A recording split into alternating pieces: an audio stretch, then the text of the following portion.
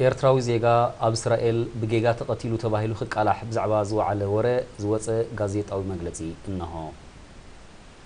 ሓያሎ ማዕከናት ዜና ንዘሰቅቕ ቅትለት ኤርትራዊ ዜጋ ብዓረር ወተሃደር እስራኤል ኣብ ከተማ ብኤርሼባ ሎሚ ከጋውሕኦ ውዒለን ኣለዋ።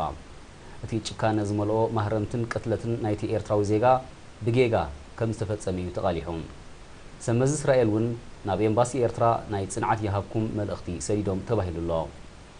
እቲ ጉዳይ ነቲ ኣብ ልዕሊ ሰላማውያን ሰባት ዝፍጸም ዘሎ ዘስካሕክሕ ግፍዒ መሊሱ ዘጉልሕ እንተዘይኮይኑ ክጉልብብ ኣይክእልን። ንኤርትራ ብሕልፊ እዚ ፍጻሜ እዚ ነቲ ኣብ ልዕሊ ዓሰርተታት ኣሽሓት ኤርትራውያን ዝፍጸም ዘሎ ዕቡጥ ግፍዒ መዘኻኸሪ እዩ።